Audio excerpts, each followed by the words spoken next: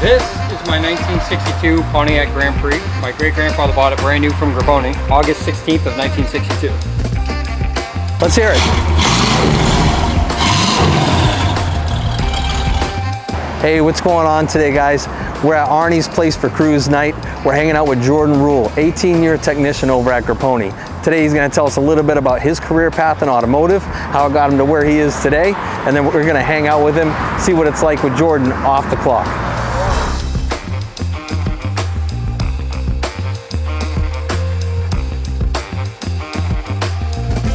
All right, Geordan, thanks for meeting with us today. So, how long you been a technician? I've been in the field for 18 years. So you've been in the field as a technician for 18 years, you're making a living out of it, yep. And now you're gonna show us some of the stuff you do off the clock. Yes. All right, so what are we looking at here? This is my 1962 Pontiac Grand Prix. My great-grandfather bought it brand new from Grapponi, August 16th of 1962. Wow. Yep. It's like a family heirloom now. Yes, it is. Tell me a little bit about the car. All right, so it is all original.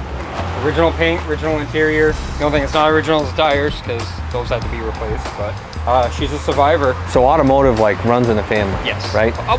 To a degree, yes. To a degree, but you being a technician, that I would have to imagine helps in some way keeping up with a car like this. Yeah. Yeah, and this exact car is the specific reason as to why I became a mechanic. When I was a kid, I played with Matchbox cars, I collected them, you know, I loved little cars and stuff like that. Yeah. And I used to play in this car as a kid, sitting in the garage, pretending to drive it. And then one day my dad was like, I want to get the car back on the road. I was 10 years old and I'll never forget the day. He called my mom, because I was out with my mom, and he said, hey bud, you want to hear something? He fired it up for the first time and I heard it over the phone. All right, let's check out the inside of this thing.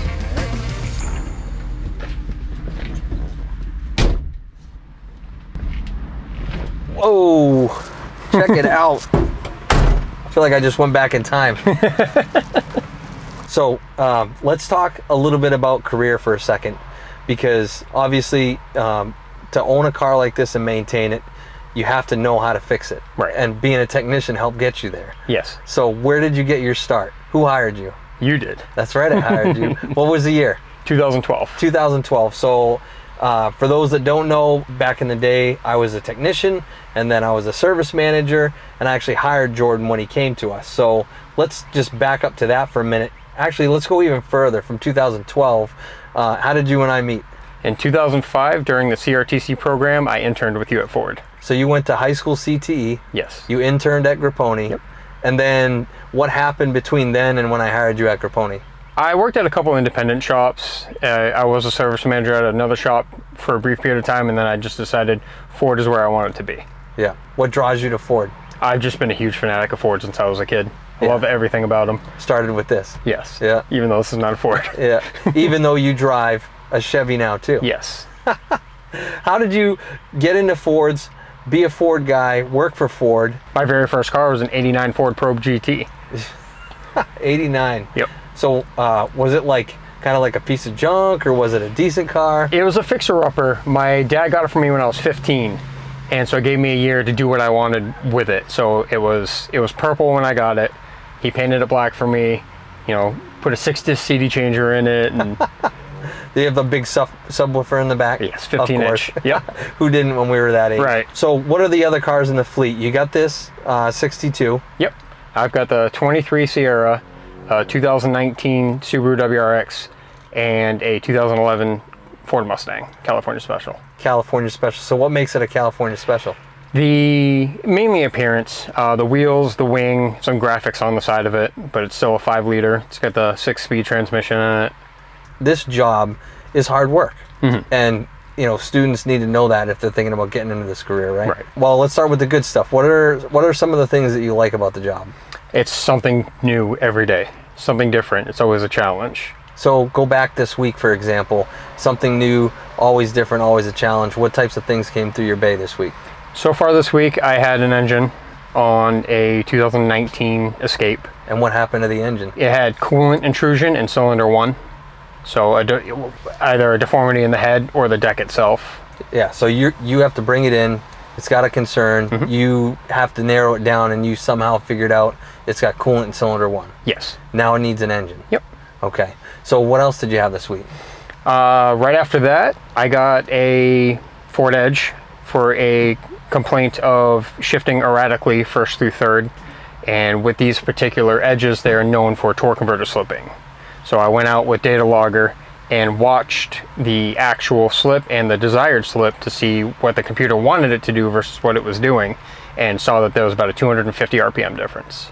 So you've got a way to diagnose a car.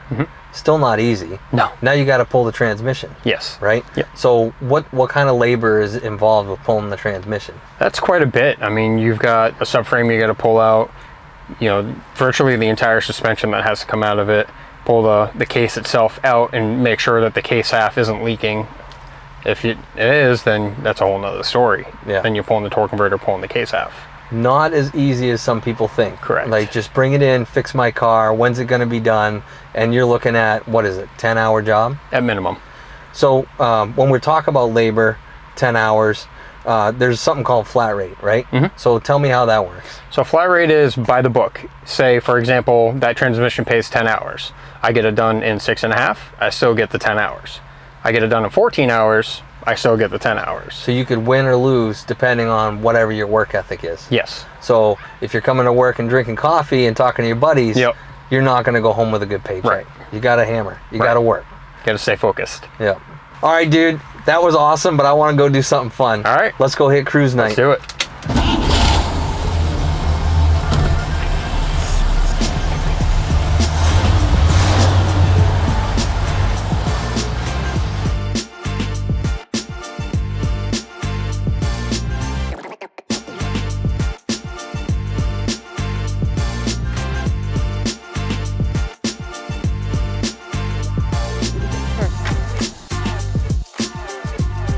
So how long you been coming here?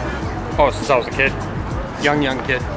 On like a typical night, how many cars show up to something like this? 40, 50 cars. 50 cars? Yeah. Got the 27T tonight.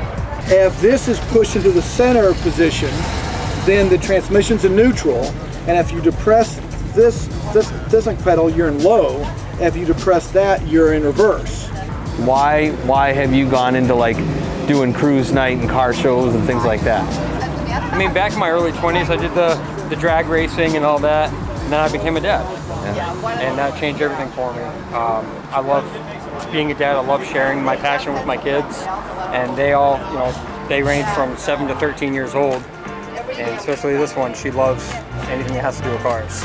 So you get to take her on a cruise night, get some ice cream, hang out, have a good time. Yeah. Cruise nights, car shows, she's all about it. Take the whole family. Yes. That's cool. Fireworks. And fireworks.